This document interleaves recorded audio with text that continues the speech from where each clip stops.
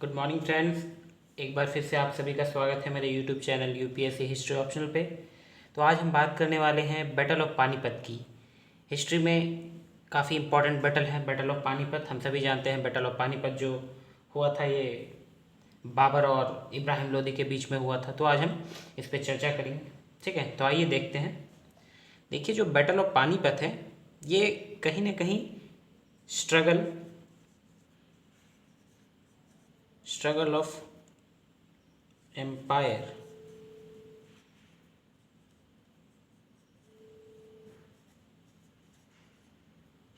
इन northern India. ठीक है, northern India में जो एम्पायर के लिए जो टसल होता है, ये पानीपत का जो लड़ाई है ये हमें उस चीज़ को बतलाता है। ठीक है, तो जैसे देखिए, अभी पानीपत की लड़ाई के बारे में हम चर्चा करने से पहले एक बैकग्राउंड तैयार करेंगे। ठीक है, जैसे कि हम लोग कंस्ट्रक्शन करते हैं उसके पहले पिलर जरूरी होता है ताकि जो हमारा तैयार हो आगे का घर वो मजबूत हो। ठीक है, तो पहले हम बैकग्राउंड में देखते हैं। तो चलिए पहले हम पहुंचते हैं 14th सेंचुरी से शुरुआत करते हैं। 14th century. ठीक है, 14th सेंचुरी में क्या होता है? डिसइंटीग्रेशन ऑफ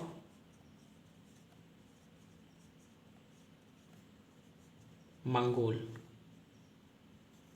ठीक है, अभी हम इस पर ज़्यादा चर्चा नहीं करेंगे जो कि हमारा main focus battle of Panipat है, तो हम उसको देखते हैं। 14th सेंचुरी में क्या होता है? जो मंगोल है वो उसका डिसइंटीग्रेशन होता है। इस समय क्या है, एक शासक होता है तैमूर। ठीक है, ये क्या करता है, जब मंगोल डिसइंटीग्रेट हो जाते हैं उसके बाद तैमूर आता है। ये क्या करता है, यूनिफाइड करता है ईरान को एंड तुरन को।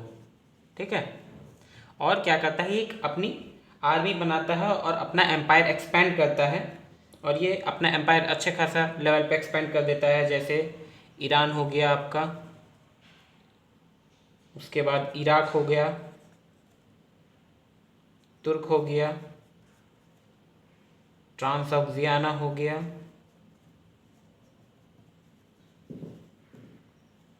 अफगानिस्तान हो गया and some part of Punjab. Okay, ठीक है। अब क्या होता है, इसका बेटा इसको सक्सीड करता है जिसका नाम होता है शाहरुख मिर्जा।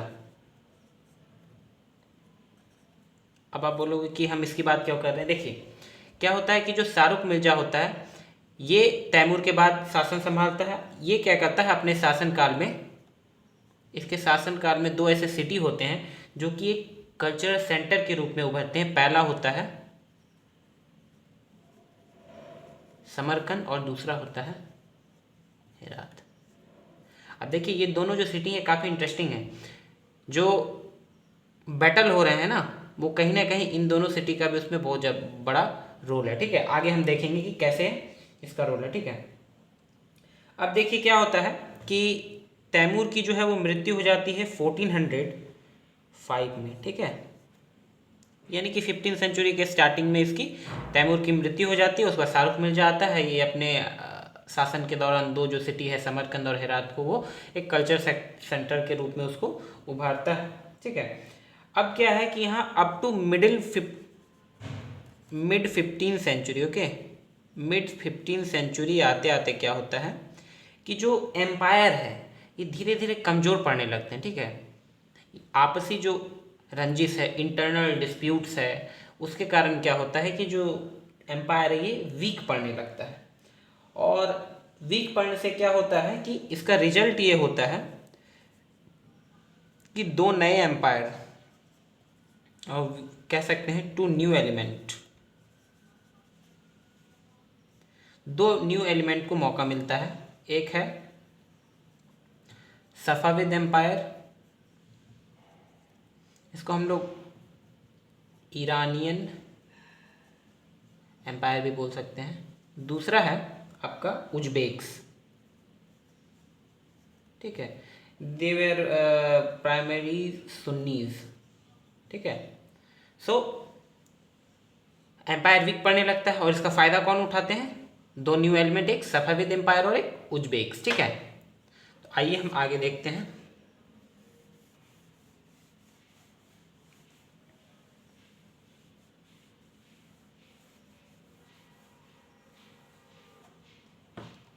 ठीक है, हमने देखा था। अब क्या होता है कि 1494, ठीक है, साइमल्टेनियसली ये चल रही हैं। हमने देखा कि धीरे धीरे एम्पायर कमज़ोर हो रहा है और दो नए जो एलिमेंट्स हैं, कौन कौन, एक सफाविद और एक उज्बेक्स, ये दोनों क्या है, अपने आप को तैयार कर रहे हैं कि कैसे वे अब ट्रांसऑक्सियाना में इंटर करें। और यहाँ दूसरी ओर क्या है कि 1494 में क्या होता है, एक 14 ईयर ओल्ड बॉय, ठीक है, ये गद्दी पे बैठता है, ठीक है।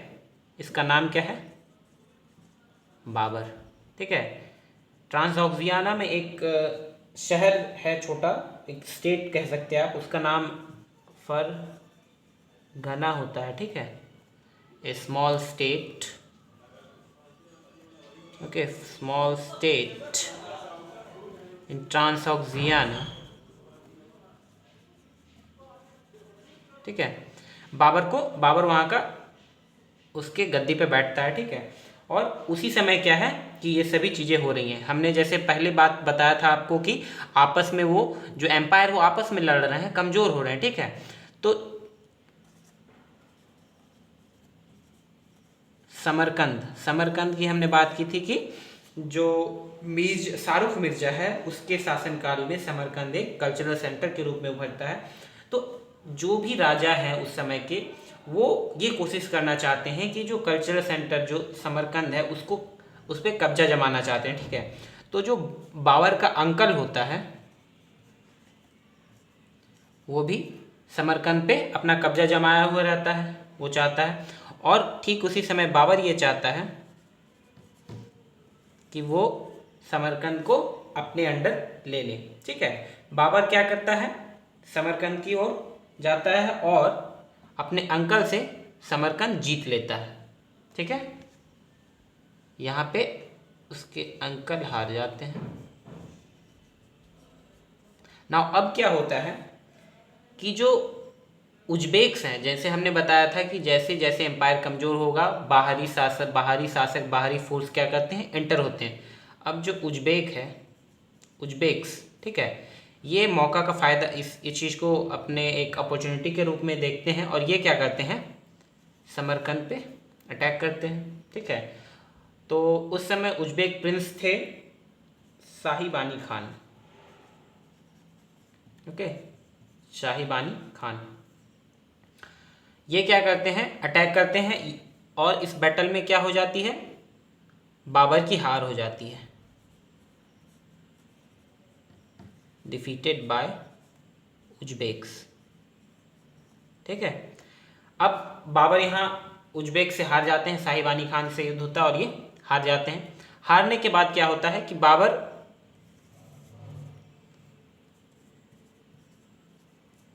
काबुल की तरफ निकल पड़ते हैं, ठीक है, काबुल की तरफ निकल पड़ते हैं और ये काबुल को जीत भी लेते हैं, ठीक है। काबुल को ये जीत लेते हैं 1504 में, ठीक है। अब देखिए जो ट्विस्ट है ये कैसे आ रहा है कहानी में, कि जो उज्बेक्स हैं, जो शाहीबानी खान है, वो समरकंद पर अपना कब्जा जमा लेता है। अब ये क्या चाहता है, हमने बात की थी कि दो ऐसे शहर थे उस समय जो कि कल्चर सेंटर के रूप में उभरे थे, एक था हेरात, ठीक है, समरकंद और हेरात। अब क्या है, शाहीबानी खान जो है ये क्या सोचता है कि हमने एक पे तो कब्जा जमा लिया, अब ये धीरे धीरे हेरात की ओर भी बढ़ता है, जो कि उस समय एक दूसरा कल्चरल सेंटर था, इम्पॉर्टेंट सिटी था, ठीक है। अब क्या होता है कि दिक्कत यहाँ ये कि जिस तरह यहाँ समरकंद में बाबर पहले से था, यहाँ पे क्या है, सफाविद एम्पायर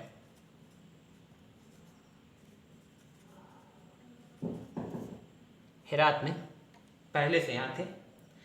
अब जब शाहीबानी खान हेरात पे कब्जा करने के लिए आता है, this makes a direct contact और we can say direct conflict between two foreign elements, that is Safavid Empire and Uzbeks, okay। अब देखिए इसमें क्या होता है, इसका रिजल्ट ये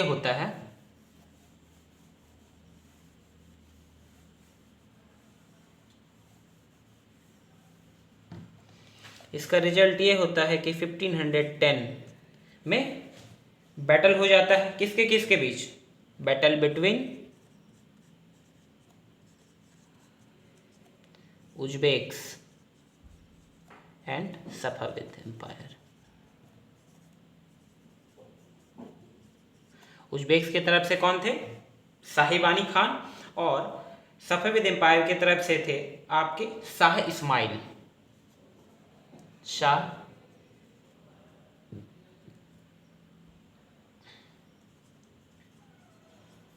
इस्माइल, और यहां से आपके थे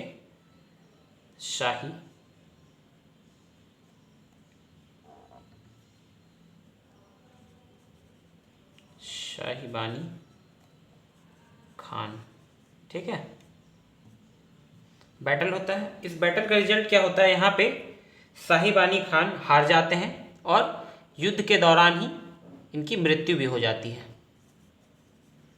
डिफीटेड एंड, ठीक है, ये डिफीट भी हो जाते हैं और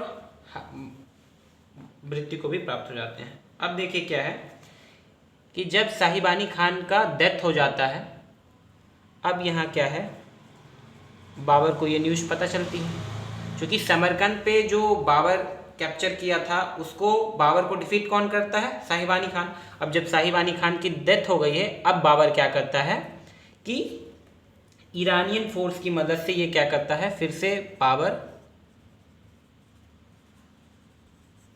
समरकंद पे कब्जा कर लेता है।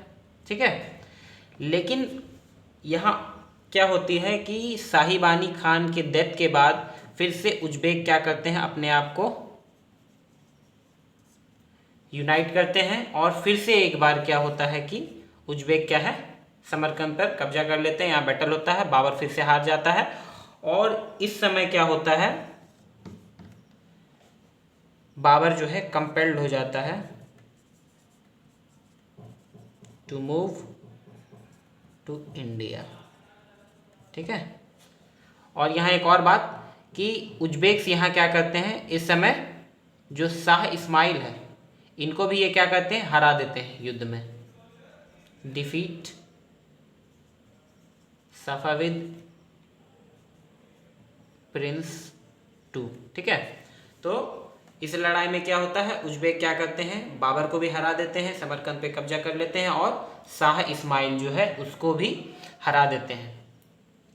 तो यहाँ क्या है, समरकंद वाला चैप्टर हमारा क्लोज हो जाता है, और अब बाबर के पास कोई ऑप्शन नहीं बचता, और इसीलिए बाबर क्या है, मजबूर हो जाता है इंडिया की तरफ मूव करने को। ठीक है, अब देखिए हम बाबर की जर्नी देखेंगे इंडिया में कि कैसे बाबर धीरे धीरे पंजाब की ओर मूव करता है। चलिए अब देखिए इंडिया में क्या हो रहा है उस समय 1517। ठीक है, इंडिया में उस समय शासन था, दिल्ली पे जो रूल था वो लोधी वंश का रूल था, और उस समय इब्राहिम लोधी शासन कर रहे थे, सॉरी सिकंदरा लोधी शासन कर रहे थे।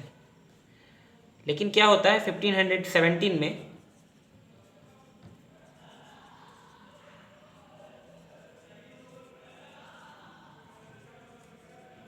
1517 में क्या होता है कि जो सिकंदरा लोधी है उसकी मृत्यु हो जाती है, और मृत्यु के बाद उसका बेटा इब्राहिम लोधी गद्दी को संभालता है। ठीक है, इब्राहिम लोधी जो था वो बड़ा ही एंशियस रूलर था, और उसकी दिलो इच्छा थी कि वो एक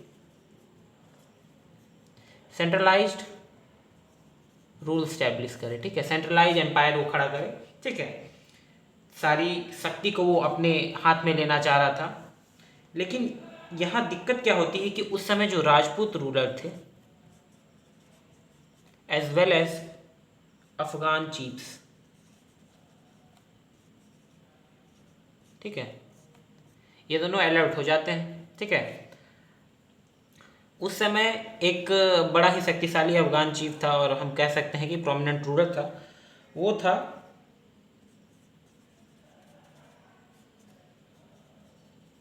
दौलत खान लोदी जब ये देखता है कि इब्राहिम लोदी जो है, सिकंदर लोदी के डेथ के बाद इब्राहिम लोदी गद्दी पे बैठता है और ये क्या है कि एक सेंट्रलाइज्ड एम्पायर खड़ा करने वाला है, ये क्या करता है, दौलत खान लोदी क्या सोचता है कि क्यों ना हम इब्राहिम लोदी से अपने अच्छे रिलेशन बनाएं।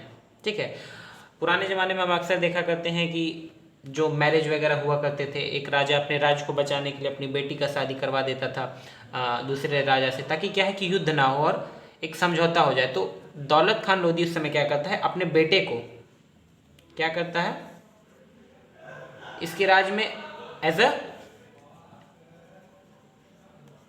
होमेज क्या करता है, अपने बेटे को वहां भेज देता है इब्राहिम लोदी के कोर्ट में। ठीक है, और इतना ही नहीं, इसके साथ साथ बहरा जो है, बहरा का जो फोर्ट है उसको भी क्या करता है, दौलत खान लोदी जो है वो अपने एरिया में मिला लेता है, ताकि वो धीरे धीरे अपने पावर को इन्हेंस कर सके। ठीक है, अब देखिए ये इंडिया का उस समय सीन था, और चूंकि बाबर वहां से क्या है, बाबर वहां हार चुका है, किससे, जो उज्बेक्स है उससे बाबर हार चुका है, वो मजबूरन क्या है इंडिया की तरफ मूव कर रहा है। ये क्या करता है कि बाबर जो है 1518 टू 1519 इस बीच क्या करता है, जो बाबर है, बाबर, ठीक है, ये क्या करता है, जो बहरा का किला है, ठीक है, ये उसको जीत लेता है। जीतने के बाद ये क्या करता है बाबर, कि एक मैसेज भिजवाता है, ठीक है, in the form of written and audio, okay, verbally भी और चिट्ठी के जरिए भी ये संदेश भिजवाता है, किसको, ये भिजवाता है दौलत खान लोदी को।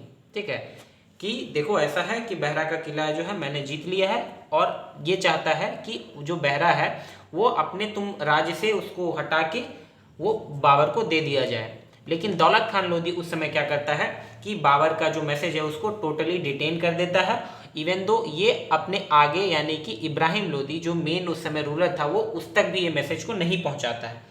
और ये क्या करता है कि जब बाबर फिर से अफगान लौट जाता है, उसके बाद उस समय ये क्या करता है, जो बाबर ने वहां पे एजेंट को रिक्रूट किया था बहरा फोर्ट पे, वो क्या करता है उस एजेंट को भी हटा देता है वहां से। कौन हटा देता है, दौलत खान लोदी। ठीक है, अब देखिए जब ये बात पता चलती है बाबर को,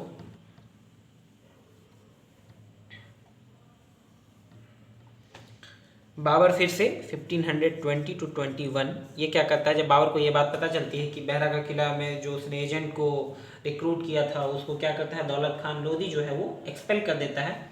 क्या करता है कि बाबर फिर से इंडिया आता है और ये बहरा का जो किला है फिर से कैप्चर करता है, और साथ ही साथ जो सियालकोट है दोनों को कैप्चर कर लेता है। और इस तरह बाबर क्या करता है, जो 2 गेटवेज हैं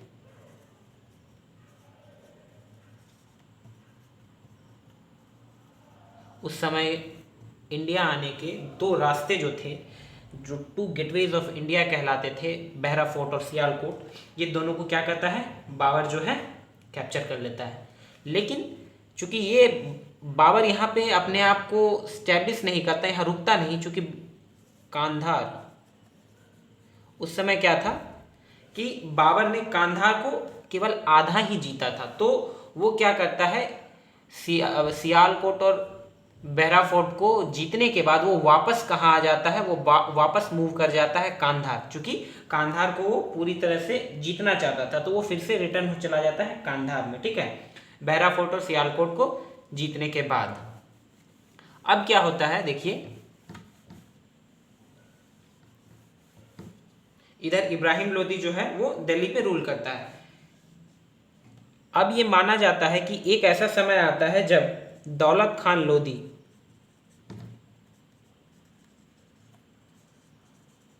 ठीक है, दौलत खान लोदी जिसने बहरा फोर्ट को जो बाबा ने कैप्चर किया था उसने उसको नहीं दिया, ये क्या करता है एक मैसेज भिजवाता है,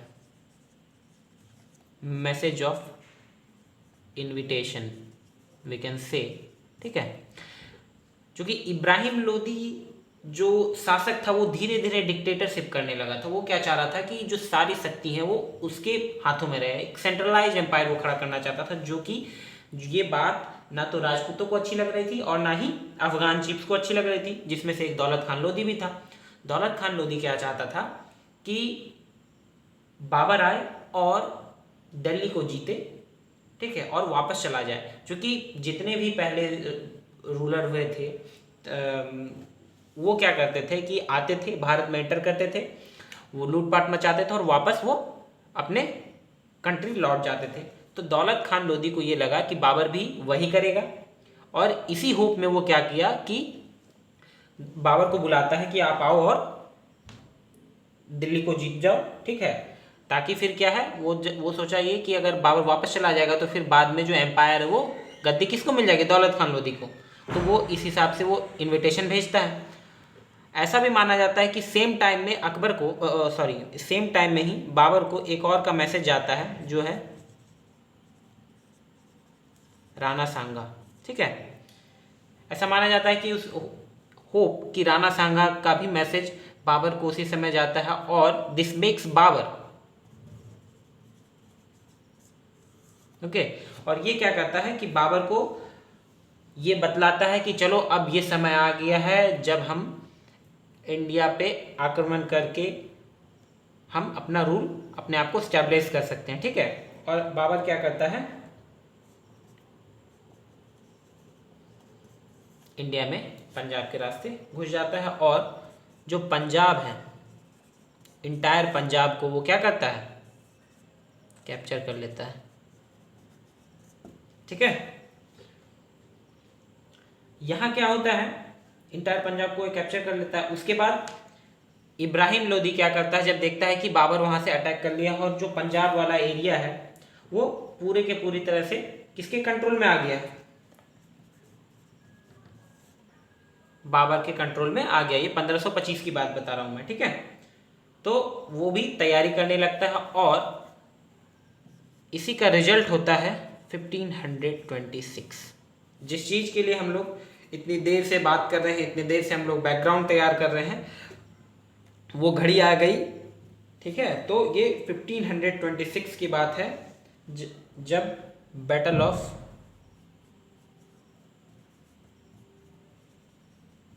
पानीपत होता है। किसके किसके बीच में होता है, डेफिनेटली जो दिल्ली का शासक था, कौन, इब्राहिम लोधी, वो बाबर को पंजाब वाले एरिया से खदेड़ना चाहता था, वर्सेस बाबर, ठीक है। यहाँ लड़ाई होती है और हम सभी जानते हैं कि इस लड़ाई में कौन जीतता है, डेफिनेटली बाबर इस लड़ाई को जीतता है, और this makes Babur to expand his feet up to Delhi and Agra. So that's all in this video. सो यही थी पानीपत की लड़ाई। पानीपत की लड़ाई बाबर और इब्राहिम लोधी के बीच में हुई। हमने इसमें देखा कि what were the consequences that lead Babur और that compelled Babur to come to India, okay. So next video में हम बैटल ऑफ खानवा के बारे में बात करेंगे। So thank you for